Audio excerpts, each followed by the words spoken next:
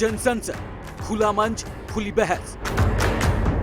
नमस्कार, मैं हूं सुरेश चौहान और आप देख रहे हैं जनसंसद। जनसंसद में आपका सबका स्वागत है।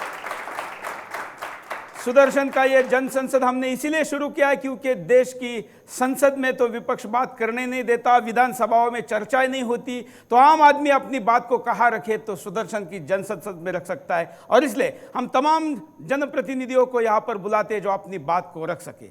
आज हम आपके सामने जनसंसद में मुद्दा लेकर आए हैं 3 तलाक का, जो कि हिंदुस्तान में इस वक्त इतना ज़्यादा चर्चा में है जितना इस्लामिक देशों में भी नहीं है। इसका बहुत बड़ा कारण है कि यूपी में हुए चुनाव में मुस्लिम बहनों ने मोदी को वोट दिया, ये माना जाता है, और इसलिए ये राजनीतिक दृष्टिकोण से भी संवेदनशील मुद्दा हो गया है। देश के सर्वोच्च न्यायालय ने भी इसको गंभीरता लेते हुए गर्मियों की छुट्टियों को छोड़कर इस पर सुनवाई करने की बात कही है, इसलिए भी ये ज़्यादा गंभीर हुआ है। और मामला जब करोड़ों लोगों के जीवन से जुड़ा हो और सकारात्मक पहल देश में हो रही हो, तो उस पर सुदर्शन अपने संसद में इस पर चर्चा करना चाहता है। मैं तमाम उन अतिथियों का स्वागत करता हूं। मेरे साथ मंच पर लेफ्ट में है सुदेश वर्मा जी, भाजपा के राष्ट्रीय प्रवक्ता हैं। मेरे राइट में है मौलाना आरिफ कासमी जी, चेयरमैन है ऑल इंडिया इमाम फेडरेशन के। मेरे साथ हैं, आपने सुदर्शन पर कई बार देखा होगा, मोहम्मद अफजाल जी, संयोजक है राष्ट्रीय मुस्लिम मंच के। और इस पूरे केस को सुप्रीम कोर्ट में मुस्लिम वुमेन्स पर्सनल लॉ बोर्ड की तरफ से जो लड़ रही है एडवोकेट डॉक्टर चंद्र राजन जी, आपका स्वागत है। इसके साथ साथ हमारे साथ कई गणमान्य व्यक्ति यहाँ मौजूद हैं जो इस पूरे चर्चा में सम्मिलित होंगे। हमारे साथ शाहनाज अफजाल जी हैं जो मुस्लिम महिलाओं के लिए आवाज़ उठाती है। हमारे साथ अब्दुल अजीज़ खान हैं जो कि मुस्लिम एक्सपर्ट हैं। हमारे साथ शिप्रा जुवेकर जी हैं जो रणरागिनी समिति का प्रतिनिधित्व करती हैं। हमारे बीच में कार्तिक सालुंके जी हैं जो हिंदी जनजागृति समिति का प्रतिनिधित्व करते हैं। हमारे बीच में राम कुमार वालिया जी हैं जो उत्तराखंड में 3 बार मंत्री, पूर्व मुख्यमंत्री के सलाहकार रहे हैं, कांग्रेस से यहाँ पर प्रतिनिधित्व कर रहे हैं। हमारे बीच में मुफ्ती कासिम मुस्लिम स्कॉलर हैं, मैं उनका भी स्वागत करता हूँ। और हमारे बीच में और भी तमाम गणमान्य व्यक्ति अतिथि अपना सवाल पूछते समय बात को रखेंगे। मुद्दे को शुरू करते हैं। इस मुद्दे पर अभी देश भर में कई संस्थाओं ने जनमत सर्वेक्षण किया है, जिसमें आने वाले आंकड़ों को मैं प्रमुखता से कुछ आपके सामने रख के फिर हम इस डिबेट को शुरू करेंगे। आंकड़े बड़े चौंकाने वाले हैं क्योंकि 2 साल पहले तक मुस्लिम महिलाएं चर्चा के केंद्र में कहीं नहीं थी, और अचानक से जो आंकड़े सामने आए हैं ये जरूर चौंकाने वाले कहे जा सकते हैं। 73% महिलाओं ने इस विषय में 3 तलाक के विषय की पीड़ित महिलाएं में 73% महिलाएं हैं जो 50,000 रुपए से कम आमदनी वाले घरों से आती है। 47% महिलाएं हैं जिनके 2 से 4 के बच्चे हैं जिनका तलाक दिया गया है। 55% वो महिलाएं जिनकी शादी 18 उम्र से कम आयु में हुई है। 82% महिला है जिनके नाम पर किसी प्रकार की कोई प्रॉपर्टी नहीं है। और 93% महिला हैं जो बैन चाहती है। 94% महिला है जो बहुपत्नीत्व की खिलाफत विरोध करती है। और 94% महिला है जो इस विषय में आंदोलन जो कर रही है वो सधन मुस्लिम परिवारों से है। जिनका तलाक हुआ है वो भले ही गरीब परिवार से हो, लेकिन जो मुस्लिम महिलाओं के 3 तलाक के खिलाफ आवाज उठाने वाली 94% महिलाएं सधन परिवारों से है। और 68% आवाज उठाने वाली जो महिला है ये उच्च शिक्षित है, जिसको ग्रेजुएट और पोस्ट ग्रेजुएट कहा जाए। ये प्रतिशत के साथ साथ सबसे चौंकाने वाला एक प्रतिशत ये है कि जो भारत में जिनको मुस्लिम परिवार नवाब या तथाकथित राज परिवार कहते हैं, ऐसे परिवारों से आवाज उठाने वाली महिलाओं का प्रतिशत 98% है। मतलब मुस्लिम समाज के तमाम वर्गों को प्रतिनिधित्व करने वाला ये वर्ग है जो इस विषय पर अब देश में माहौल को गरमा चुका है। हमारे साथ जो अतिथि है उनमें सबसे पहले हम शुरुआत करते हैं मौलाना आरिफ कासमी जी से। आप इस विषय में, जो हम मीडिया से जानते हैं कि इस विषय में 3 तलाक के पक्ष में हैं, हम आपसे चर्चा की शुरुआत चाहते हैं। जी, अस्सलाम वालेकुम रहमतुल्लाह। मैं अपने देश के तमाम मुसलमानों और गैर मुसलमानों से एक बात की शुरुआत करता हूँ कि मुसलमानों की जितने भी मसाइल हैं, चाहे वो तलाक़ के हों, चाहे विरासत के हों, मीरास के हों, नमाज के हों, रोज़े के हों, दीन का मसला कोई भी हो, पहली बात तो ये है कि जिन लोगों ने शिकायत अपने देश के उस सच्चे कानून के सामने की कि हमें परेशानियां हो रही हैं, हमें दिक्कतें घरों में हो रही हैं, जिन लोगों ने या जिन औरतों ने हमारे देश के उस सच्चे घर को, सच्चे कानून के रखवालों को अपनी शिकायत जो दर्ज कराई कि हमें अपने शोहरों से, अपने घरों से या हमारे इस्लाम के अंदर जो कानून बने हैं उसको छोड़कर कुछ लोग कुछ इस तरह की हरकत में चले जाते हैं, कुछ इस तरह के कामों में चले जाते हैं जिसकी वजह से औरतों को यकीनन परेशानी होती है। पूरी बात सुनिए, आपकी कमी ये है कि आप सुनते नहीं। आप पूरी बात सुनिए। आपने शुरू किया है, आप नहीं, आप मुझे रोकिए मत या तो बुलाइए मत। मैं एंकर हूं भाई, सुरेश जी आप बोल चुके हैं। सब लोगों का आवाज दबाते हैं, जरा एंकर को तो बोलने दीजिए कम से कम। सुरेश जी, मुस्लिम जब कोई बात आती तो आप खामोश कर देते हैं। देखिए, मैं आपको पूरा बोलने का मौका दूंगा। बताइए। एक बात आपकी एडिट नहीं करूंगा, लेकिन कम से कम मुझे बुर्खाधारी तो मत समझिए। बताएं। मैं आपके बात में ऐड करना चाहूंगा। आप कह रहे कि मुस्लिम महिलाएं आपके शरिया कानून को छोड़कर भारत के मुख्य न्यायपालिका के पास गई है। आपको जानकर हैरानी होगी, पूरे हिंदुस्तान में 2016 में एक साल में 12 महीनों में 365 दिनों में केवल 240 महिलाएं शरिया कोर्ट में गई है और मेन कोर्ट में जाने वालों की संख्या 1.25 लाख है। अब मैं बोलूंगा, आप मत बोलिए। पूरी बात सुनिए। जिस 1.25 लाख की बात आप कर रहे हैं, पहली बात तो 1.25 लाख महिलाएं सिर्फ हिंदुस्तान में नहीं, तकरीबन 8-8.5 करोड़ महिलाएं, बल्कि 10-11 करोड़ महिलाएं हिंदुस्तान में रहती हैं। वो 10 करोड़ 11 करोड़ महिलाएं कहाँ गई आखिर? 1.25 लाख करोड़। आप अगर मेरे साथ में चलें और हमारे गांव का, इलाकों का, गलियों का दौरा करें, बहुत सारी महिलाएं आपको ऐसी मिलेंगी जो कुरान से और हदीस से नावाकिफ़ हैं। दूसरी बात, जो आदमी न्यायालय में अपनी शिकायत लेकर के जाता है या आसपास के थानों में जाता है, कुछ ना कुछ उनके शोहरों की कमियों की वजह से या उनकी इल्म की कमी की वजह से कुछ ना कुछ कमियां आ जाती हैं और कुछ उनकी अपनी भी कमियां होती हैं जिसकी वजह से उनको परेशानियां होती हैं।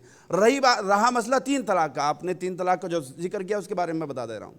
3 तलाक का मसला हमारे इस्लाम के अंदर 3 तोहर में दिया जाता है, 3 वक्त में दिया जाता है, 3 महीनों में एक तरह से दिया जाता है। मैं एक बात ऐसी है जो मैं आपके सामने नहीं रख सकता, अलबत्ता यह है कि 3 वक्तों में उस तलाक को दिया जा सकता है। और उसमें जो महिलाएं, चूँकि हम उनको निकाह करके लाए हैं, वो 20 साल की उम्र में, 22 साल की उम्र में, 25 साल की उम्र में अपने माँ बापों की गोद छोड़ करके, अपने भाई बहनों की ममता और मोहब्बतों को छोड़ करके एक निकाह पढ़ने के बाद और समाज के सामने कहती है ठीक है, आज से मेरा रहन सहन, आज से मेरा जीवन दूसरे घर में होगा।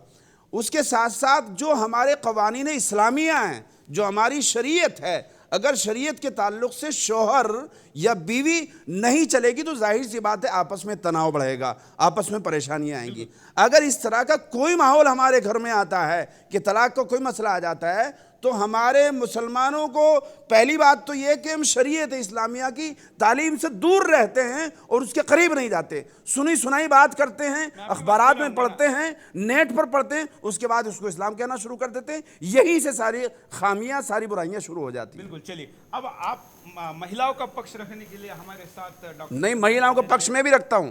आप ये मत करिए, मैं महिलाओं के पक्ष में हूं। सारी मेरी माए बहनें हैं, सुप्रीम कोर्ट में रख रही हैं। आपका जनसंसद चल रहा है यहां पर। मैं ये नहीं कि मैं अपनी महिलाओं के अगेंस्ट हूं, मैं उनके साथ हूं।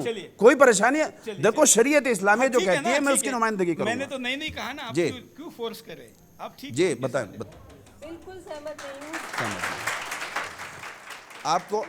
आपको सहमत करेंगे, टाइम दीजिएगा। इनकी जो भी बातें हैं वो गुमराह करने वाली हैं जी। इनका ये कहना है कि मुस्लिम महिलाएं, इनके जो क़वानीन इस्लामी है, कानून की किताब जो है उससे इत्तिफाक रखती हैं। मैं ये कानून की किताब जो all India Muslim personal law board की आती है वो मैं साथ में लेके आई हूँ। इमाम साहब ने ये भी कहा, मजमूए क़वानीन इस्लामी, और ये जो किताब है ये उर्दू में है और कुछ कुछ अंश इसमें अरबिक लैंग्वेज में भी हैं। दुख की बात ये है कि ना तो ये इंग्लिश में अवेलेबल है और ना ये हिंदी में अवेलेबल है। जैसे कि अभी चौहान साहब ने बताया कि हमारे हिंदुस्तान के अंदर 90% महिलाएं अनपढ़ हैं। अब हम उन अनपढ़ महिलाओं से कैसे उम्मीद करेंगे कि वो ये किताब पढ़ करके और अपने रहन सहन, अपने जीवन को चलाएंगी? बिल्कुल नहीं चला सकती हैं। मैं बता रहा हूँ, मैं आपकी बात बिल्कुल नहीं चला सकती है। हैं। इमाम साहब, आप मेरी बात मैं आपसे गुजारिश करूंगी कि जब आप बोल रहे थे मैं शांति से सुन रही थी, मैंने आपको बीच में इंटरप्ट नहीं किया था। मैं आपसे भी ये उम्मीद करती हूँ कि आप मुझे इंटरप्ट नहीं करेंगे। हमारे मुआशरे में कोई ये आपका हमारा और आपका इस्लाम नहीं है, ये इस्लाम सबका है। अगर तलाक का कोई मसला ये इस्लाम सबका है कि मोहल्ले वाले जो भी जिस इलाके में इस तरह का माहौल बनता है, तो पहले एक अपने इमाम साहब से, मुफ्ती साहब से, या कुरान से या हदीस से उसको साबित कराना चाहते हैं। आप अगर ये कहें कि औरतें सारे फिक़ी मसाइल से वाकिफ हो जाएं, ऐसा नहीं होता है। कल को हमारे पास भी इस तरह के बहुत सारी मसाइल आते हैं जो उलझ जाते हैं, हमें भी देख करके बताना पड़ता है। और जो शौहर अपनी बीवी को तलाक देता है, ये मुतल्लका जो औरत मुतल्लका हो जाती है, उनका मामला भी आवाज दबा सकते हैं। आप मुसलमान औरतों की आवाज दबा सकते हैं, लेकिन एक हिंदुस्तानी औरत जो मुसलमान औरतों का पक्ष रख रही है उसकी आवाज नहीं दबा सकते हैं। दबा नहीं रहा हूं, आप बिल्कुल नहीं दबा सकते हैं। आप जो कह रहे हैं वो मुल्ला का कानून है, जो मैं कह रही हूँ वो अल्लाह का कानून है। आप इन दोनों में देख लीजिए कितना फर्क है। इसमें क्या फर्क है? इसमें बहुत फर्क है। इसमें कई चीजें एंटी इस्लामिक हैं, कई चीजें जो हैं आप ये बता दीजिए किसकी लिखी हुई है, आप ये बता दीजिए। All India Muslim personal law board की लिखी हुई है। किसने लिखी है? All India Muslim personal law, जो कहते हैं कि हम हिंदुस्तान के मुसलमानों को इस कानून की किताब से हम चलाते हैं, जो कि अनफॉर्चुनेटली मार्केट में अवेलेबल ही नहीं है। अगर आज मैं कॉन्स्टिट्यूशन ऑफ इंडिया के तहत हूँ तो कॉन्स्टिट्यूशन ऑफ इंडिया मार्केट में फ्रीली अवेलेबल है, मैं कहीं से भी खरीद के इसको पढ़ सकती हूँ। ये किताब तो मार्केट में अवेलेबल ही नहीं है, तो आप कैसे उम्मीद करेंगे? आपके पास कहाँ से आगे? मुझे किसी ने दिया?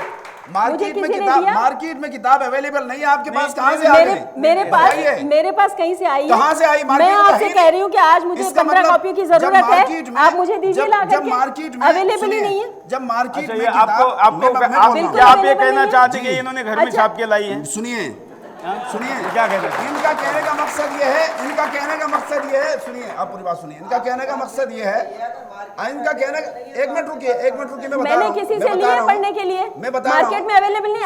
आप मुझे ला करके दीजिए। मोहतरमा ने एक बात रखी, इनका कानून मुल्ला का कानून, ये कानून अल्लाह का कानून। जब ये अल्लाह का कानून, माफ कीजिएगा, वो नहीं है, आप गलत कहें। माफ कीजिएगा, मैंने उस किताब के बारे में कहा, ये भी अल्लाह का कानून है, ये नहीं है अल्लाह का कानून निकला हुआ है, और इसमें बहुत फर्क है। अगर ये all India Muslim personal law board ये गुमराह कर रहे हैं। अगर आप अभी इन्होंने खुद माना है, पूरी बात सुनिए, अभी जब इन्होंने पहले बात अगर आप all India Muslim personal law board की किताब लेकर आई, कुछ ना कुछ तो सोच कर लेकर आई होंगी। अच्छा, हम चलिए हम ये मानते हैं कि मतलब कुरान अलग अलग है। नहीं तो ये कुरान है ही नहीं। ये क्या है? ये किताब है। अच्छा, मेरे आपके ख्यालात हैं इसमें, मुफ्तियों के ख्यालात हैं, ये कुरान है, ये कुरान है। चलिए ठीक है। और दूसरी बात, चलिए ठीक है, अगर इमाम साहब कह रहे हैं, अगर इमाम साहब ये कह रहे हैं, इसका किताब में इसका मतलब ये होगा कि पर्सनल लॉ बोर्ड भारत के मुसलमानों को कुरान के नाम पर ये दे रहा है। बिल्कुल दे रहा है, गलत कर रहा है, और जो गलत कर रहा है, जो गलत कर रहा है। मुस्लिम पर्सनल दूसरी बात, कुरान पे चल ही नहीं सकता। दूसरी सबसे अहम बात है, इमाम साहब ने ये कहा कि तलाक देने का एक तरीका है, 3 बार तलाक होता है। पहले हुआ 1 महीने के अंतराल पे, दूसरा हुआ दूसरे महीने के अंतराल पे, तीसरा हुआ। लेकिन ये किताब कह रही है कि अगर हस्बैंड ने दीवार पे तलाक लिख दिया तो भी अगर औरत ने उसका तलाक का जो लिखा हुआ लफ्ज था वो पढ़ लिया तो तलाक हो जाएगा। ये किसने कहा? ये फर्क है, ये इस किताब में लिखा हुआ है, ये इस किताब में लिखा हुआ है, ये गुमराह कर रहे हैं। दिखाइए, सुनिए, अगर ये पुस्तक कह रहा है तो खोल के दिखाइए, चलिए बताइए। चलिए, नहीं, अच्छा ठीक है, आप उनका पक्ष मत करिए। बिल्कुल, आप जन संसद में ऐसा, एक मिनट सुनिए, इसके अलावा मैं ये पूछना चाहती हूँ, 1 मिनट मोहतरमा, 1 मिनट रुकिए, मैं ये पूछना चाहती हूँ इमाम साहब से, कर रही हैं, मैं ये पूछना चाहती आप मेरी हूँ बात सुनिए, कि आपकी किताब में आपको प्लीज आपको अगर आपको सुनिए आप मेरी बात सुनिए आपको ये हक किसने दिया? प्लीज। अरे आपको भाई, ये हक किसने दिया? आप बोलिए। नहीं आप बोलिए। अरे हाँ, आपको- अरे भाई, अगर किसी किताब में लिखा तो आप आपको- किस पेज पे लिखा तो खोल के दिखाइए। आपको ये हक किसने दिया? अच्छा एक मिनट आपको madam all India Muslim personal law board को ये हक मैडम, किसने दिया कि मैडम, वो कानून बनाएंगे? अरे इस्लाम ने दिया है। नहीं, एक मिनट। जो इस्लाम यहाँ को पढ़ने वाले हैं चलता है, 1400 इस्लाम नहीं। तकरीबन जी बोलिए। अच्छा एक मिनट उधर से- मौलाना उधर जी, से मेरी- एक मैं आपको मेरी बताता हूँ ना दरख्वास्त- कहाँ लिखा है, मेरी दरख्वास्त मैं बताता हूँ। देखिए, इसमें अगर बताइए। मैं इसमें बता रहा हूँ। हिंदुस्तान में बताइए। अगर कोई भी ये कानून बनता है वेबसाइट है, तो जिस पार्लियामेंट के वेबसाइट कहने पे से बनता है, इस्लाम वेबसाइट से नहीं लेजिस्लेचर चलता। में कानून बनता तो है। इस्लाम अभी भी इस्लाम 14 वेबसाइट से नहीं ऑल चलता। India Muslim personal law board कोई वेबसाइट से कानूनी नहीं चलता। संस्था नहीं तो है। SMS से तलाक चलता इस्लाम है, वेबसाइट से नहीं चलता। व्हाट्सएप से चलता है, इस्लाम वेब फेसबुक मैसेंजर से चलता है, सुनिए स्काइप से चलता है, सुनिए दीवारों पर लिखने से चलता है। मैं बता रहा हूँ ना। जब आप ये आप एक इकट्ठे क्वेश्चन कीजिए, उसका जवाब दूंगा। मुझे बताइए, एक वकील महिला को आप सारे दाढ़ी वाले मिलके इतने चिल्लाएंगे तो दाढ़ी कैसे वाले बोलेंगे? नहीं है। नहीं, मैं देखिए, किसी से नहीं ऐसा करती। बराबर मैं नहीं। देखिए किसी से नहीं- मेरी बात सुनिए। देखिए एक अरे जगह बात डिबेट आप हो जवाब रही थी। सुनिए, आप नहीं जवाब नहीं सुनिए। डायरेक्ट- पहले मेरी बात सुनिए। एक देखिए, जगह डिबेट हो रही थी। पेज नंबर 2 कोई बात 229 तो कोई बात उन्होंने 332। कही है, कोई बात उन्होंने की, उसका जवाब तो लीजिए ना। कोई तो जवाब अच्छा लीजिए। एक मिनट एक मिनट, आपने कह दिया, उसको बताइए तो सही, किस पेज पे लिखा है एक बताइए, जगह दिखाइए। आजकल अरे बोलेंगे तो गलत, उसका सुना थोड़ी ना जाएगा। नहीं बिल्कुल नहीं, आप बिल्कुल नहीं। समझते वो हैं? क्या है, आप समझते मराठी में कहावत है, आप समझते एक हैं? लांड्याची बडबड आणि 12 गाड्यांची खडखड एक जैसी होती है। बात तो नहीं, देखिए, एक आदमी 12 पहली गाड़ी बात- से आवाज ज्यादा पहली करेगा, बात- ऐसा पहली मत बात- करिए। नहीं सुनिए। देखिए, हम यहाँ संसद में बैठे हैं, सबको बातचीत करने का मौका देंगे। इंटरप्शन करने से हम इंटरप्शन करने से आपकी बात हाँ। जो गलत है वो सही अच्छा। नहीं हो जाएगी। अब हम सुदेश जी के पास चलते हैं।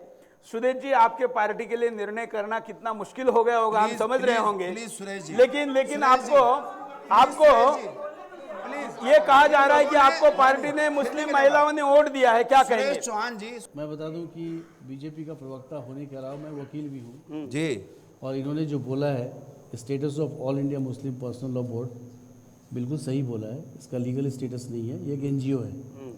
आपको पता होना चाहिए, इस्लामिक कानून पर बहुत बार पार्लियामेंट ने राय दी है। साबानो केस में भी वो एक राय थी जो एक्ट में कन्वर्ट हुआ। तो कॉन्स्टिट्यूशन को कोई रोक नहीं सकता कि किसी के पर्सनल लॉ में आप इंटरफेयर कर सकते हैं। भगवान ने आदमी और औरत को बराबर बनाया। आदमी ने अपने ताकत का इस्तेमाल करके औरतों को द्वयम दर्जे का नागरिक बनाया। भारतीय संविधान ये हिंदुओं के लिए भी था। आपको पता है हिंदू लॉ में रिफॉर्म हुए, बराबरी आने में वक्त लगा। पहले सती होती थी, बाल विवाह होता था। आपको पता है किस तरह से विडो को नहीं रहने दिया जाता था। ये सब बदलाव हुए, समाज में बदलाव होते हैं। और हमारा कॉन्स्टिट्यूशन बना, जो कि हमारे प्रधानमंत्री नरेंद्र मोदी जी हमेशा कहते हैं कि हमारा बाइबिल जो है वो कॉन्स्टिट्यूशन ऑफ इंडिया है। हम उससे गवर्न होंगे क्योंकि हम एक सेकुलर सरकार हैं। और उस कॉन्स्टिट्यूशन के आर्टिकल 14 में ये कहता है कि सभी को जो भारत का नागरिक है, तो कोई भी पर्सनल लॉ, चाहे वो इस्लाम हो, चाहे क्रिश्चियनिटी हो, चाहे हिंदू हो, अगर महिलाओं के अधिकार का हनन करता है और औरत को कहीं से भी द्वयम दर्जे में खड़ा करता है मर्द के बनिस्बत, तो वो कानून को कॉन्स्टिट्यूशन के सामने घुटने टेकने होंगे। और इसके लिए हम लड़ाई करेंगे, हम कॉन्शियसनेस पैदा करेंगे। और हम बहुत खुश हैं कि बहुत भारी तादाद में मुस्लिम महिलाओं ने हमारा समर्थन किया उत्तर प्रदेश में। नहीं तो ऐसा हो ही नहीं सकता था कि मुसलमानों के डोमिनेटेड कॉन्स्टिट्यूएंसी में हम भारी बहुमत से जीत कर आते हैं। अरे सियासत की बात सर कहाँ सुन लीजिए, सियासत नहीं है, सियासत की बात सियासत कहाँ नहीं करने है। लगे? तो आप दीजिए। सियासत नहीं है, आपने ये सियासत नहीं है। फिर मैं बोलूंगा, फिर आप बोलने लगेंगे सियासत अगर बोलने कहाँ से कॉन्स्टिट्यूशन करते हैं भाई? पे आप बोलना- तलाक पर बात करिए। सुन लीजिए, इमाम तलाक पर साहब, बात करिए। इमाम सुन साहब, लीजिए अगर- साहब। तलाक पर अगर बात करिए। कॉन्स्टिट्यूशन पे बोलना आपको सुनिए। सियासत लगता है Wrong way पे- तो wrong आप way पे मत गलत करिए। बोल रहे बोल रहा हूँ हैं। सर, तो सुनिए। आप अपना इलाज आप तलाक कराइए। पर बात एक करिए। मिनट सुन लीजिए। अगर वो समर्थन नहीं भी देती, हमें वोट नहीं भी देती तो भी हम कटिबद्ध हैं कि बराबरी का अधिकार उन्हें मिलना चाहिए। और ट्रिपल तलाक जो है बराबरी के अधिकार का हनन है। ट्रिपल तलाक क्यों हो? क्यों दो तरह का तलाक करने का तरीका हो? क्यों हिंदू महिलाएं जिनको सब अधिकार प्राप्त है वो अच्छा। प्राप्त है क्या उनको? आप ये बताइए, सवाल मुझसे क्या कर रहे हैं? उनको इनहेरिटेंस का प्राप्त है? ये बात आपको ये हर है बार कि इस दूंगा। पूरे आपको हर चैप्टर बार ऐसा में क्यों लगता है कि सब मौलाना आपके साहब खिलाफ सुनिए, है? नहीं, मौलाना सब साहब इस्लाम के सुनिए, खिलाफ है, सब इमामों के मौलाना खिलाफ साहब है। सुनते खिलाफ लीजिए। आप हो जाइए, चलेगा। चौहान लेकिन साहब, मेरे पास बहुत से मुसलमान पेरेंट्स आते हैं। मैं उनका जब डिवोर्स केसेस उनकी बेटियों का देखता हूं तो उनकी बेटी 10-10, 12-12 साल से डिवोर्स केसेस लड़ रही है और वो आदमी डिवोर्स नहीं देता है क्योंकि उसको फोर्स नहीं किया जा सकता। इतने तकलीफ में है। मैं वकील हूं, मैं आपको बता सकता हूं कि उस केस को लड़ता रहता हूं। बहुत जगह मैंने खुला भी कराया इतने मुश्किल से। तो खुला क्यों कराया? सुनिए और तो, इसी वजह जब 10 से बता साल रहा से हूं, वो लगी हुई थी तो बता खुला रहा हूं। कैसे करा इसका लिया? कारण ये है कि इसका बहुत मतलब मुश्किल ये है है। कि इस्लाम बराबर का हक बहुत दे रहा है। मुश्किल है। इसका अगर मतलब आपने ये है कि बराबरी इस्लाम का बराबर का हक दे रहा है। बराबरी का हक दिया होता, अगर शोहर तलाक दे सकता है तो आप बताइए। अच्छा, खुला के बारे में बताइए। इस्लामिक कानून बोलता है कि औरतों को भी अधिकार है कि वो मर्द से डिवोर्स ले सकती हैं। इसको बोलते हैं अगर वो चाहती हैं कि नहीं रहना तो बोलेंगे हमें खुला दे दो। लेकिन खुला नहीं मिलता है क्योंकि वो भी मर्द पर ही डिपेंड करता है। मर्द अगर तलाक नहीं देगा तो फिर आपको किसी मौलाना को पकड़ना पड़ेगा और अगर वो नहीं करा पाता है तो खुला नहीं मिलेगा। मर्द बहुत पावरफुल है, इसके खिलाफ बात हो रही है। तो इसमें क्या ये- इजी डिवोर्स मिलता इसमें है? ये कहा इसकी जाता बात हो रही है। तो कि अगर मर्द है तो वो अगर- तलाक देगा और अगर औरत को चाहिए तो वो खुला मांगे, बेगिंग बाउल लेकर के खुला मांगे। ये फर्क है, ये फर्क है। क्यों? क्योंकि ultimately it is the upper hand of the main, it is the dominated by main. अगर वो चाहेगा तो औरत को खुला मिलेगा, वो नहीं तो मना कर देगा। नहीं नहीं, ऐसा नहीं है, ऐसा नहीं है। इनफैक्ट सर, मैं नहीं है। एग्जाम्पल से बता रहे हैं उसका आपको। जवाब मैं दूंगा, उसका जवाब मैं दूंगा। 1939 तक, उसका जवाब मैं दूंगा। 1939 तक even under the British government औरतों को ये हक ही नहीं दिया गया था, मुसलमान औरतों को, कि वो अपना डाइवोर्स भी ले सकती हैं। और इसी वजह से ये 1939 का मुस्लिम मैरिज डिसोल्यूशन एक्ट आया। इस एक्ट की प्रिएम्बल में ये लिखा गया है कि औरतों को डाइवोर्स का हक दिलाने के लिए ये कानून बनाया गया है, 1939 का एक्ट। उसके अंदर 8 या 9 शर्तें लगाई गई हैं। उसमें हैरानी की बात ये है कि एक शर्त ऐसी है जो सेक्शन 2 सबसेक्शन 7 के अंदर है, जो कि चाइल्ड मैरिज को लेजिटिमाइज कर रही है। वो इस तरह से कर रही है कि अगर 15 साल से छोटी उम्र की बच्ची का अगर किसी बाप या उसके भाई ने उसको शादी में किसी को दे दिया, निकाह में किसी के साथ उसको निकाह करवा के भेज दिया, और अगर वो लड़की 15 साल की हो गई और 15 साल के बाद में वो चाहती है कि वो इस मैरिज में ना रहे, तब तो वो कर सकती है। लेकिन उसका हक 18 साल की होते हुए ही खत्म कर दिया जाता है। इस कानून के अंदर लिखा है कि अगर वो 18 साल की हो गई तो वो शादी से बाहर नहीं जा सकती है। इसका मतलब क्या हुआ? इसका मतलब ये 1939 का कानून चाइल्ड मैरिज को लेजिटिमाइज कर रहा है और आज तक मुसलमान लोगों ने कुछ नहीं कहा। दूसरी बात 1900 आपके पास माइक आएगा, माइक दे दो, माइक दे दो। आप कानून की किताब पढ़ लीजिए।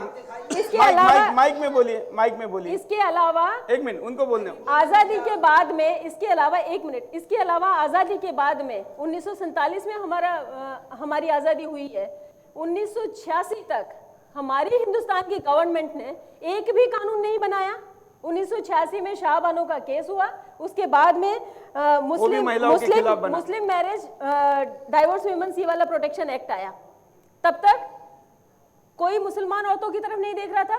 पहले वाली सरकारें क्या कर रही थी? अगर हम नॉन मुस्लिम्स के सारे मैरिटल राइट्स प्रोटेक्टेड थे, उसकी अगर हमें 1955 में जरूरत पड़ गई तो मुसलमान औरतों को क्यों नहीं दिया गया ये? इन्होंने बिल्कुल ठीक कहा है कि आर्टिकल 14 में हम सब बराबर हैं, इक्वालिटी का हम सबको राइट है। हम मुसलमान औरतों को वोटिंग का राइट है, एजुकेशन का राइट है, अदरवाइज प्रोग्रेस करने का राइट है, जॉब करने का राइट है, सारे राइट्स मिले हुए हैं। तो हमारे मैरिज के राइट को क्यों दबाया जाता है? सिर्फ इसलिए कि हमारे ऊपर लटकती हुई तलवार रख करके हमसे वो करवाया जाए जो हम नहीं करना चाहते। चलिए, आप कुछ बोलना चाह रहे थे। देखिए, पहली बात तो मैं ये कहूँगा, आपने शुरू में कहा था कि तलाक जैसे बहुत अहम मौजू पर आज हम बात करेंगे। अहम मौजू जो होता है ना, वो अहम लोगों के बीच में हो और चंद लोग तरतीब से बात करें। आप बाकी लोगों एक को मूर्ख मिनट। समझते हैं। अरे आप पूरी बात सुनिए, अरे आप किसी सुनिए को पहले। तो समझिए। यही तो आपने बात है। दाढ़ी बढ़ा ली, टोपी लगा दी तो होशियार हो गए। आप बात से अभी आप कारी साहब को डांट रहे थे कि बीच में ना बोले, बात आप पूरी डांट सुनिए। नहीं रहे थे। डांट आप बात सुनिए। डांट शब्द गलत है, डांट आप- शब्द गलत है। आप डांट मुस्लिम शब्द डायरेक्ट- सम्मान्य अतिथि है। हम चाहते हैं कि ये ट्रिपल तलाक आप के मुझे खिलाफ एक बोल बात के का जाए। जवाब 5 दीजिए। हमारा मिनट बोलने इरादा भी दीजिए, बता उसके देता बाद हूं। आप बोलिएगा, मैं आप चला मुझे- जाऊंगा। सारा मसला चल रहा है 3 तलाक का, और ये कहा जा रहा है कि इस्लाम ने या मौलवियों ने दबा लिया है। सबसे पहली मिसाल में कह रहा हूँ, ये हमारी महिला बैठी है, मुसलमान है, ये यहाँ आके बैठ गई, ये इस बात की सबसे बड़ी दलील है कि किसी ने नहीं दबा रखा घर में। हुकूक की आज़ादी है, इसलिए यहाँ आकर शिकायतें कर रही हैं। ये सारी मुसलमान औरतों को नहीं है ये आजादी। अरे आप सभी बात- को नहीं है ये आप आजादी। एक या दो आप ठीक है, आप रेशियो देख लीजिए, उनको बोलने दीजिए। आप रेशियो देख लीजिए। 50% औरतें हैं, अच्छा, आप 50% बोलिए। औरतें हैं। एक मिनट, इतने जल्दी पेशेंस खोएंगे तो कैसा चलेगा? बोलिए बोलिए बोलिए बोलिए। आपका मसला लेकर बैठी हैं आप लोग, बहुत अच्छी बात है 3 तलाक। पहली बात तो ये है, हमें ये समझना है निकाह किसे कहते हैं। आज तक जितनी डिबेट्स हुई है इस मौजू पर, सब जो है बवाल होकर खत्म हो जाता है, होती नहीं बात। पहली चीज ये है कि हम पहले ये समझें कि इस्लाम ने जिसको शादी कहा है, निकाह कहा है, वो क्या है। फिर उसके बाद आता है तलाक का नंबर, और वो इस्लाम ने क्यों दिया। जब हम ये 2 चीजें समझ लेंगे ना, तो पता चलेगा कि इस्लाम से ज्यादा इन औरतों को हुकूक किसी मजहब ने नहीं दिया। बताइए बताइए। पहले ये समझिए आप। गलत है, आप गलत कह रहे हो। फिर वही गलत बोलने दीजिए ना, बोलिए सुनिए, बोलिए पहले बोलिए। आप सुनिए। हाँ बोलिए। निकाह किसे कहते हैं? अगर मैं यहीं बैठी हुई अपनी बहनों से पूछ लूं ना मुसलमान, तो शायद जो इस्लामी निकाह है वो हमारी, मैं कहता हूं हमारी कमजोरी है, हम उलमा की कमजोरी है कि हम नहीं निकले। मैं अपनी कमजोरी बयान करता हूं, तालीम की तरफ तवज्जो नहीं दी, ये सारी चीजें अपनी। लेकिन सही माने में निकाह का मतलब हमें नहीं मालूम है, फिर तलाक का कहां से मालूम हो जाएगा। निकाह के जरिए देखिए, दुनिया में इस्लाम के अलावा आप कोई मजहब ऐसा बतला दीजिए, पूरे जितने मजाहिब दुनिया में, कि उन्होंने जिस तरीके से 2 अनजाने घरानों को जोड़ने का एक तरीका बताया है। लड़की और लड़के की शादी हो रही है, तो वो सिर्फ एक जिस्म दूसरे जिस्म से नहीं मिल रहा, एक मर्द का दूसरे मर्द से ताल्लुक नहीं हो रहा, एक खानदान और एक नस्ब और एक नस्ल दोनों एक हो रही तो है। सभी जगह होता है, सभी जगह होता है, ये तो इसमें कौन सी नई बात है? कोई नई बात नहीं है, सब जगह होता है। अगर तोड़ने का मजहबी तरीका होता ना, तो हमारे पीएम जी की मोदी जी की जो महिलाएं बीवी हैं 20 साल से इस तरह तलाक के लिए या अलहदा होने के लिए भटक नहीं रोती, या तो किसी की शौक नहीं नहीं नहीं, आप गलत कह रहे हो। नहीं नहीं नहीं, एक मिनट एक मिनट आपसे किसने कह एक दिया? मिनट हाँ ठीक है ठीक एक मिनट ठीक है। हाँ बोलिए। एक मिनट। चलिए, भाजपा के प्रवक्ता इनको बोलने दीजिए। चूंकि आपने मोदी जी का रेफरेंस लिया, वो सब रेफरेंस नहीं लेना चाहिए था, तो मुझे ये क्लैरिफाई ज़रूर करना पड़ेगा कि मोदी जी के जितने भी लोग मोदी जी को जानते हैं, मोदी जी के मस्तिष्क को समझा है, उनकी विचारधारा को समझा है, जब आप बात करेंगे तभी समझ में आएगा।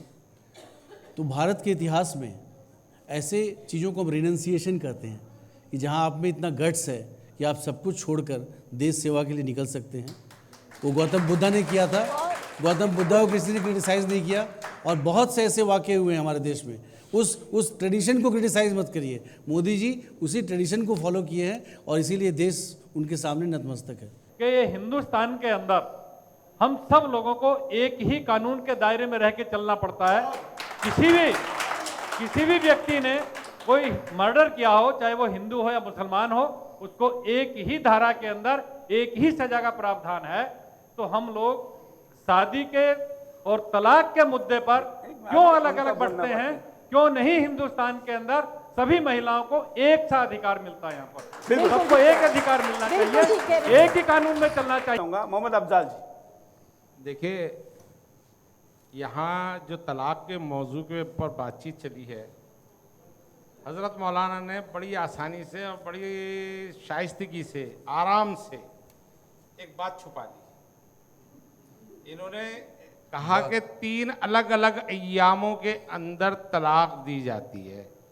ये सूरह बकरा की इन्होंने हल्की सी बात करके इन्होंने ये सोच रहे हैं बाकी दुनिया इस बारे में जानती नहीं है। तो क्या पूरे कुरान को मेरी बात सुनिए हजरत जी, तो क्या मैंने पूरे आपके कुरान बारे को में सुना किसी है? के बारे में नहीं बोला था। अब आप आपको सुनना पड़ेगा, सुनना पड़ेगा। भाई अभी तय हुआ ना, सुनेंगे।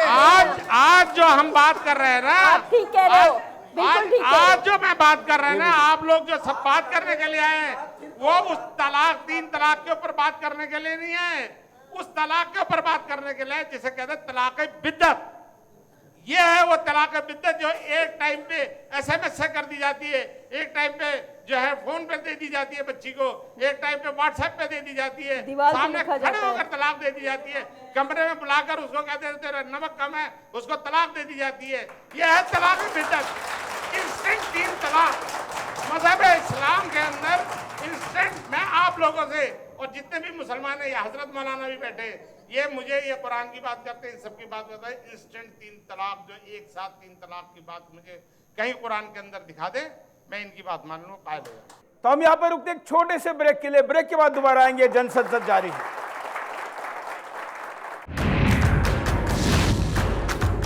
जन संसद, खुला मंच, खुली बहस।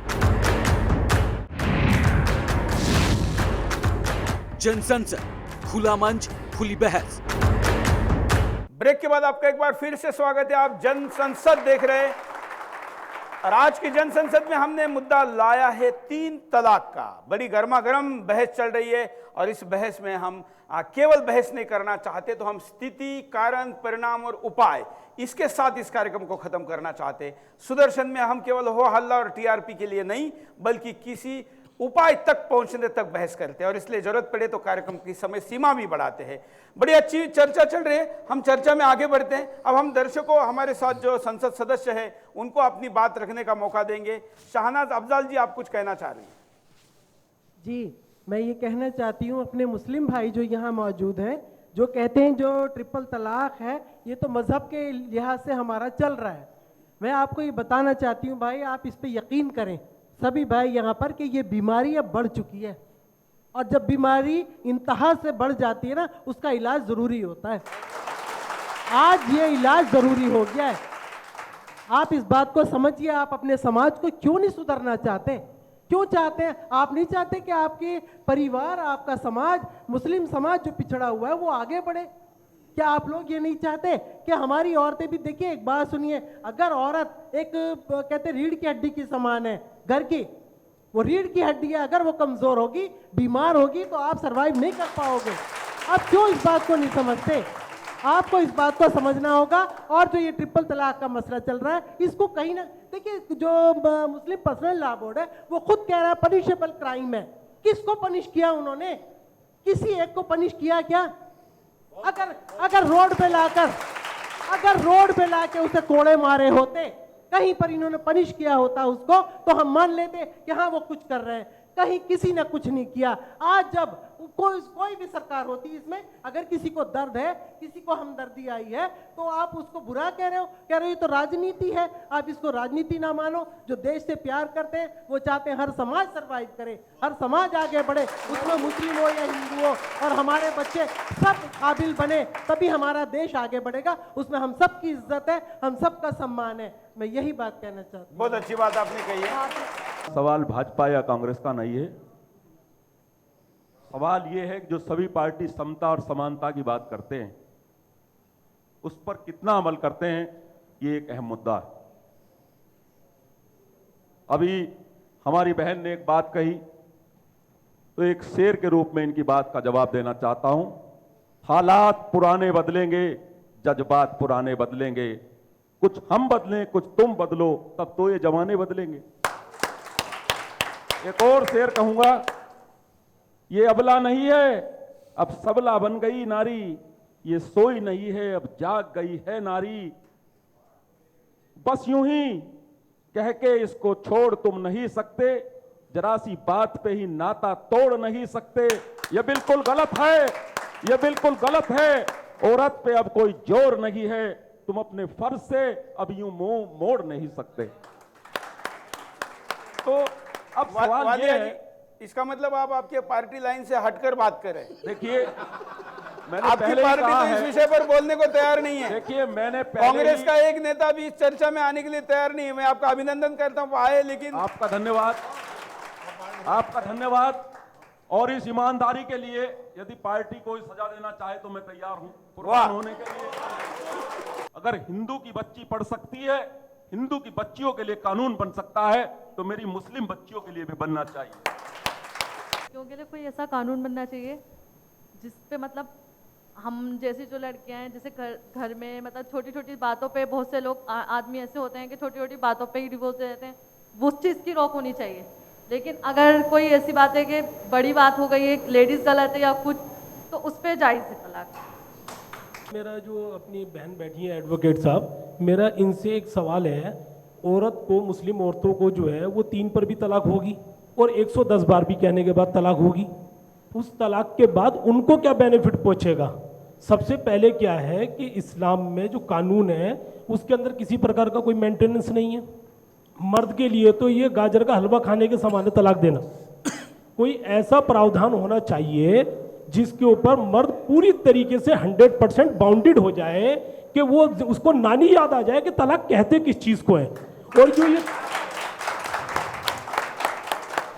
जब ये तलाक बार बार मजाक बन रही है तो ना कि जरूरी ये नहीं है 3 बार, जरूरी मतलब है आप तो आगे की स्टेज कह रहे हैं और अच्छी बात है। आगे की मैं आपको बताना चाहूंगा जो बात आप कह रहे हैं, मुस्लिम महिलाओं को तलाक के बाद, मुस्लिम महिलाओं को तलाक के बाद 19 मुस्लिम देशों में तलाक के बाद मेंटेनेंस देने का प्रावधान है। यह भी हिंदुस्तान में होना चाहिए, ऐसा आपका कहना है? देखिए, पहली चीज तो तलाक का जो मसला है ये सूरह बकरा के अंदर पूरा का पूरा बयान हो चुका है। 226 से लेकर के 241 तक की आयतें जाती हैं, उसके अंदर पूरा प्रोसेस है। खुला का नामो निशान तक कुरान के अंदर नहीं मिलता। बच्चियों की जो शादी बचपन में कर दी जाती है, सूरह निसा की आयत नंबर 3 के अंदर साफ साफ कह दिया गया है, यतीम बच्चों को टारगेट बनाकर कुरान कह रहा है कि तुम इन बच्चों की परवरिश करो, जब ये बलागत को पहुंच जाए, बालिग हो जाए, तो बालिग का मतलब जिस्मानी तौर पे बड़ा नहीं बल्कि दिमागी तौर पे बड़ा होना भी होता है, तो तुम इनकी चीजें इनके हवाले कर दो। तो इसका मतलब बच्चों की शादी नहीं हो सकती। कुरान ने मना कर दिया कि बच्चों की शादी नहीं होगी, बालिग होने के बाद ही शादी होगी, जब वो समझदार हो जाते हैं। तलाक के लेकर के जो प्रॉब्लम्स बढ़ रही है, लेकिन ये बालक आपको ऐड करना, रोक नहीं रहा, मतलब रोकता हूँ, दोबारा बोलिए। मैं आपसे पूछना चाहूँगा, और आप भी सामने हैं, आप इस्लाम को प्रतिनिधित्व करते हैं। ये हिंदू की लड़की 18 साल में बालिग होती है और मुसलमान की 15 साल में, ऐसे कैसे होता है? यही तो, ऐसे कैसे होता है?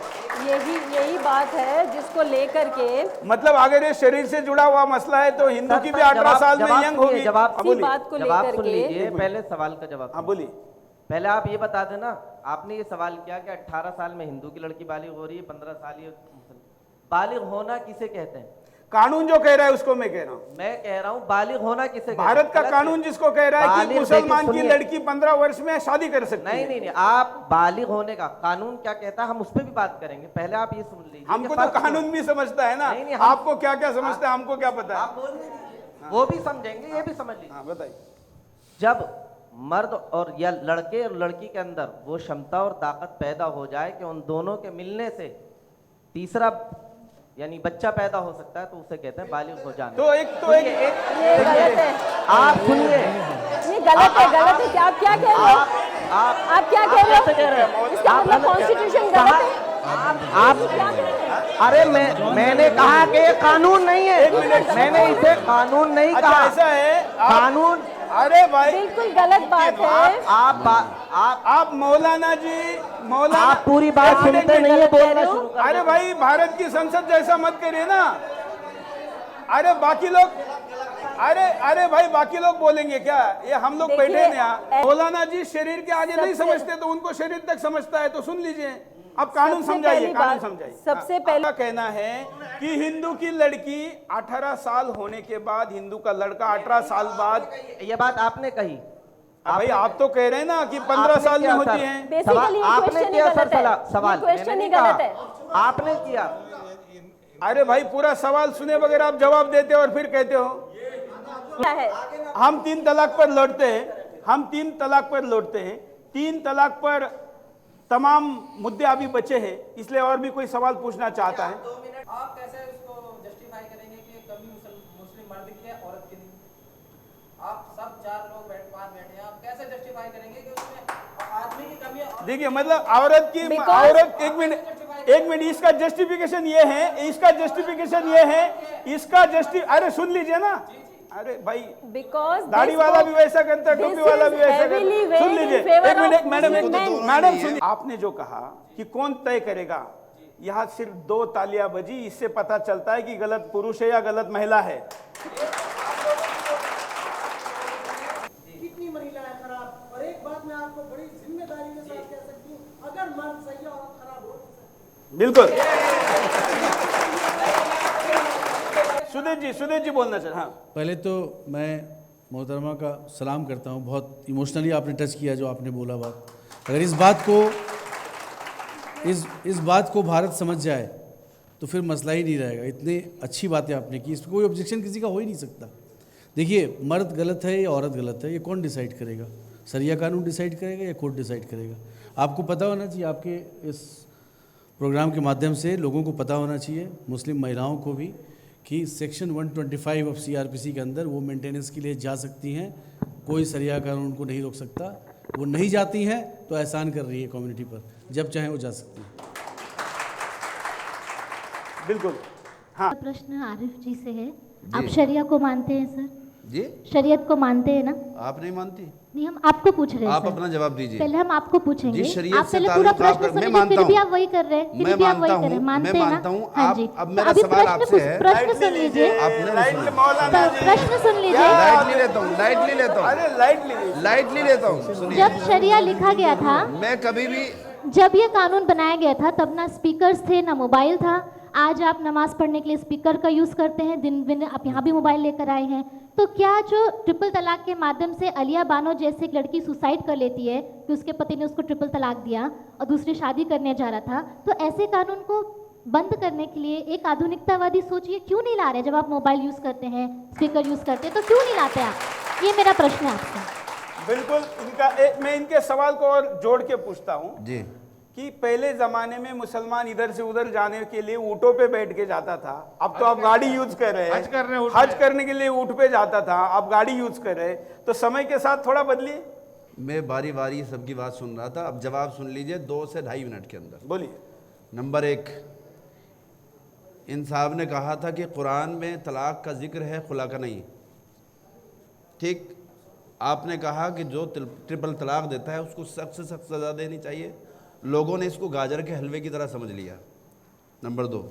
नंबर 3, आप कह रही हैं कि शरीयत का ताल्लुक़ मेरे से है या नहीं। आपका मेरे से सवाल है कि आप शरीयत को मानते नहीं। पहली बात तो ये कि मेरा जो लुबादा है, मेरी दाढ़ी टोपी है, इसी की तर्जमा नहीं समझ लीजिए कि मैं शरीयत को मानता हूँ। चौथा ये कि जो शहनाज जी कह रही हैं कि अगर शोहर सही हो, मर्द सही हो, तो औरत ख़राब नहीं हो सकती। 4। 5वां फिर किसी और ने किया था, मंत्री जी ने कुछ कहा था कि क्या कहा था, मेरे जहन में नहीं। बहरहाल 5 सवाल इस दरमियान में हुए हैं। अब मैं इसका जवाब आपको देता हूँ। अगर शोहर गलत होता है तो बीवी गलत हो जाए, तो बीवी गलत क्यों हो रही? बीवी को तो अच्छा होना चाहिए। आपका जवाब। दूसरे, ये आपने कहा कि कुरान में तलाक का जिक्र खुला का नहीं है। आपका जवाब ये, अगर आप कुरान को जानते हैं या जो कुरान को जानने वाले हैं, वमा यंतिक़ु अनिल हवा इन हुवा इल्ला वह्युन यूहा, जिस शख्स के ऊपर, जिस शख्सियत के ऊपर कुरान करीम नाजिल हुआ, और जो लोग कुरान करीम को सही तौर पर नहीं जान समझ सकते, तो जिनके ऊपर कुरान नाजिल हुआ, जिस पावरफुली जो इस पूरी कायनात को चलाता है, उस कायनात ने कुरान करीम के अंदर कहा वमा यंतिक़ु अनिल हवा इन हुवा इल्ला वह्युन यूहा, कि मोहम्मद अरबी सल्लल्लाहु अलैहि वसल्लम जो भी बात करते हैं वो कुरान से बात करते हैं, कुरान से हटकर बात नहीं करते। आप पूरी बात सुनिए, पूरी बात सुनिए, आपका जवाब दे रहा हूँ, आपका जवाब दे रहा हूँ। नाम क्या है? बताइए।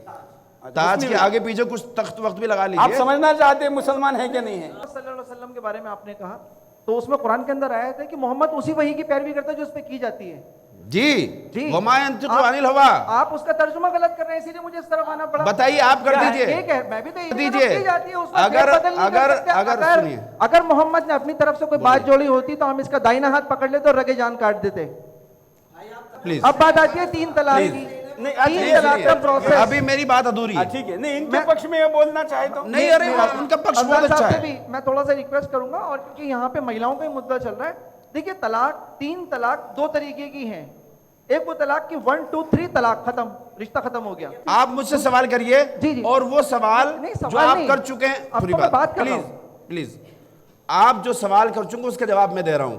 वो जवाब आपको पसंद नहीं है तो आप बताइए कि आप यहाँ गलत हैं, आप उस पर बोलिए। देखिए, दो इस्लाम है, दो इस्लाम, एक इस्लाम नहीं, अभी मैं इस्लाम एक है, इस्लाम एक है। एक वो इस्लाम जिसके बारे में एडवोकेट साहिबा ने कहा कि जो शरिया का इस्लाम नहीं है, शरिया का इस्लाम है। ठीक है, आप कौन से इस्लाम से? हाँ ये बताइए। मैं कुरान के इस्लाम की बात कर रहा हूँ। तो फिर कुरान की बात करिए।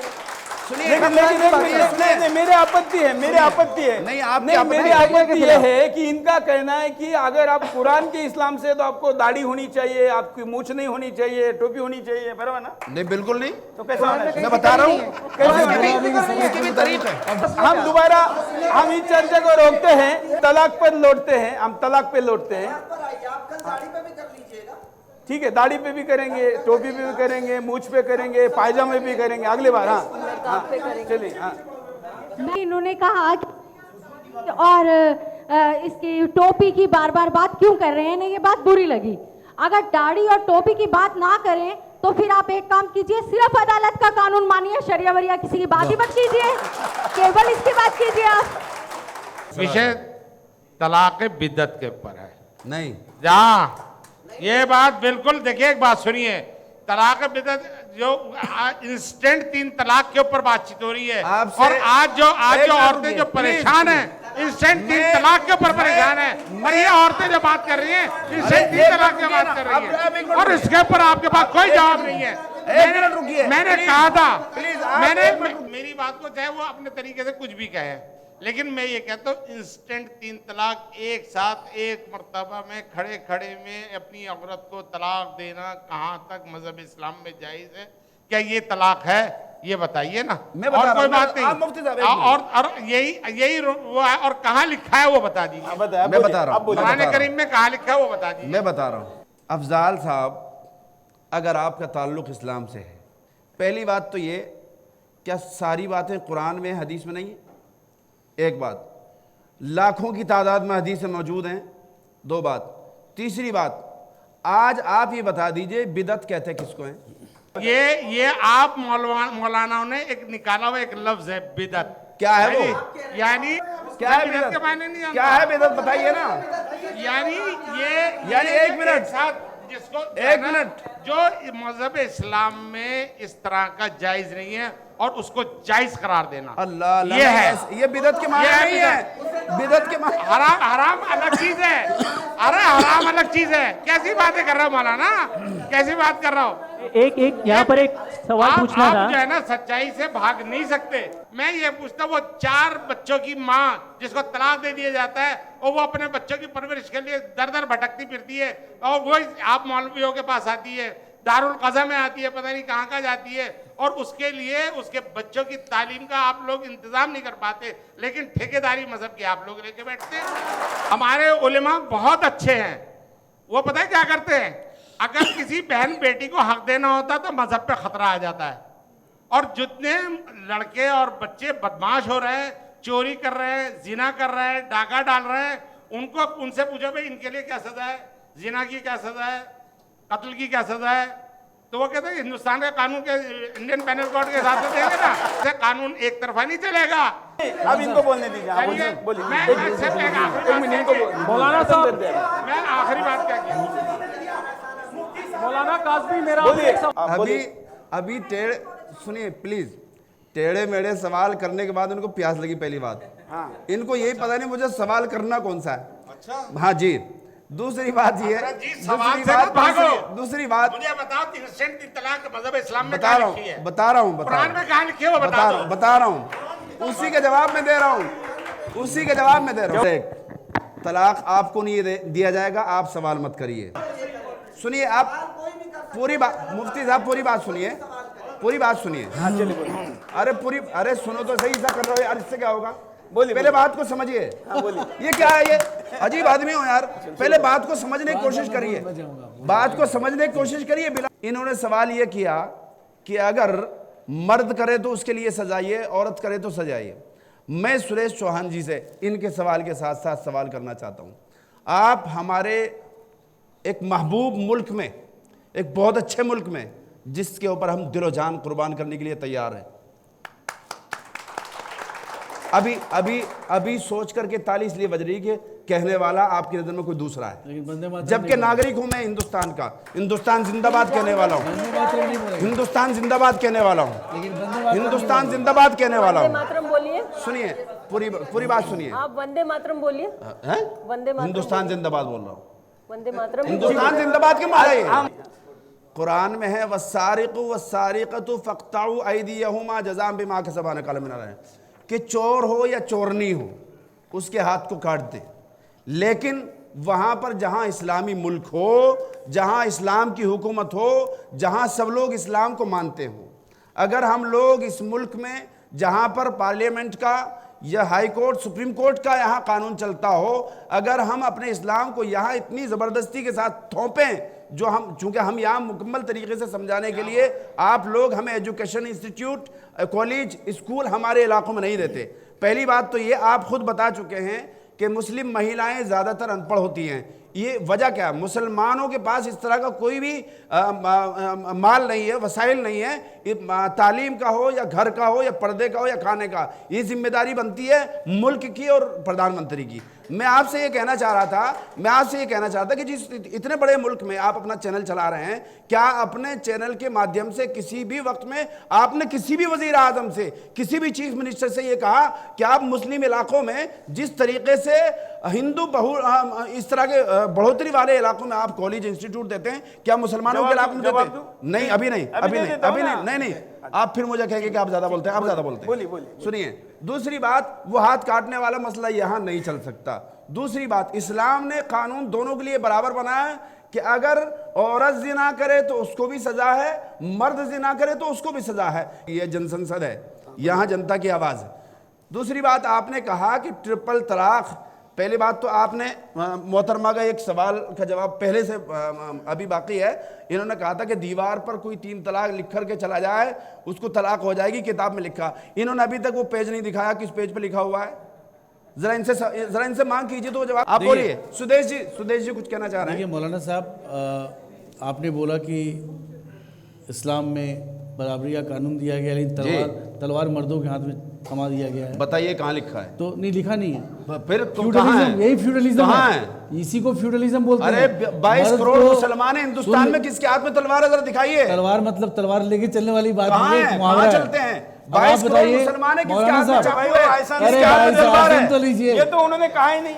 सुन तो लीजिए, ये तो उन्होंने कहा ही नहीं।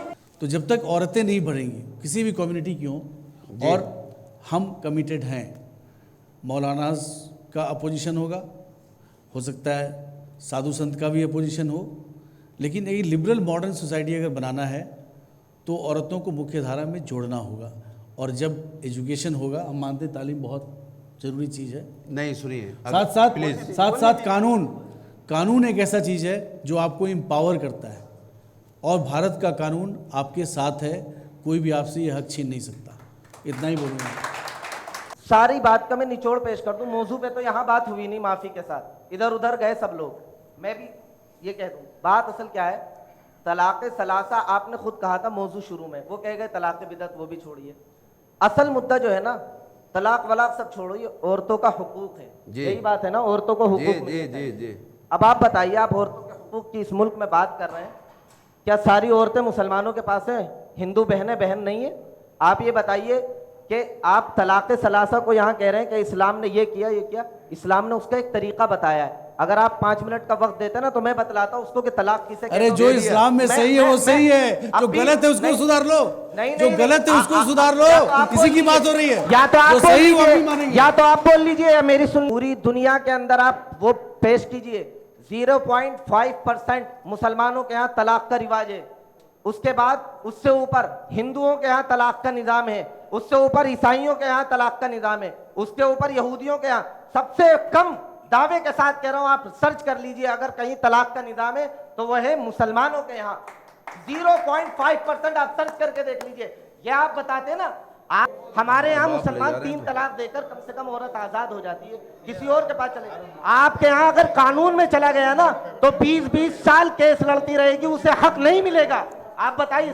और 5 सेकंड, 5 सेकंड बोली बात। 5 सेकंड बोल रहे, बोलिए 5 सेकंड बोलिए। औरतों को कानून के तहत आप लाना चाहते हैं, ले आइए, बहुत अच्छी बात है। मैं मसले का हल पेश कर दूं, सुप्रीम कोर्ट भी सुन ले और आप भी सुन लीजिए। तलाक सलासा का इससे बेहतर हल नहीं हो सकता कि इस्लाम का दस्तूर भी बाकी रहे और हिंदुस्तानी कानून भी बाकी रहे।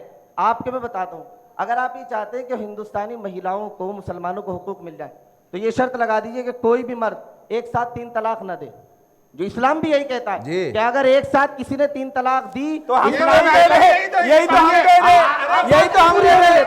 आप बात पूरी होने दो, आप बात पूरी होने दो, आप बात पूरी नहीं होने दो। मौलाना जी ने 3 तलाक पर इस बात को लाके खत्म किया कि एक साथ 3 तलाक नहीं होने चाहिए। हम उनका अभिनंदन करते।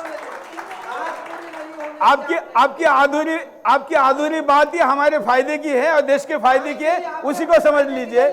अब हम एक कविता रिकॉर्ड करें।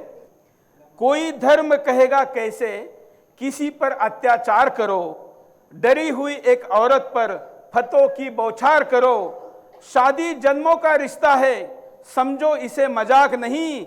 औरत का हित इसी में है, फिर से 3 तलाक नहीं। औरत का हित इसी में है, फिर से 3 तलाक नहीं। चुप बैठी नारी की आखिर ये कैसी अग्नि परीक्षा है, समझ नहीं आता है अब ये किस पुस्तक की शिक्षा है। कुदरत का अधिकार अकेले केवल तुम सबके पास नहीं, औरत का हक इसी में है, फिर से 3 तलाक नहीं। औरत का हित इसी में है, फिर से 3 तलाक नहीं। हिंदू बहनों को जैसे ही हम सबको अधिकार चाहिए, जिल्लत भरे जीवन के बदले हमको सच्चा प्यार चाहिए। तालिबानी नियमों से होगा भारत में इंसाफ नहीं, औरत का हक इसी में है, फिर से 3 तलाक नहीं। औरत का हक इसी में है, फिर से 3 तलाक नहीं। हालत नहीं सुधरे तो सुन लो, ये बहन फिर क्या कह रही है, हालत नहीं सुधरे तो सुन लो, हम बागी हो जाएंगे। और हो भी गए कई जगह पर, इसलिए बहन कहती है कि हालत नहीं सुधरे तो सुन लो, हम बागी हो जाएंगे। यकीन करो सम्मान के खातिर हम हिंदू हो जाएंगे। अपने साथ भेदभाव पर कर सकते तुमको माफ नहीं, औरत का हक इसमें है, फिर से 3 तलाक नहीं। औरत का हक इसमें है, फिर से 3 तलाक नहीं। हम आशा करते हैं कि हम हिंदुस्तान को किसी नतीजे तक पहुंचाएंगे। आप सब लोग यहाँ पर आए, अपना समय निकाला, समय दिया, इसके लिए मैं आभारी हूँ। अंतिमतः कार्यक्रम के आखिर में मैं सब लोगों को अपनी जगह पर 1 मिनट मौन खड़ा होने के लिए कहता हूँ। एक बहन ने 3 तलाक से परेशान होकर बाराबंकी में फांसी लगा ली है, उसकी आत्मा को शांति मिले, इसलिए हम कार्यक्रम के आखिर में 1 मिनट खड़ा होते हैं और उसके आत्मा को शांति देते हैं।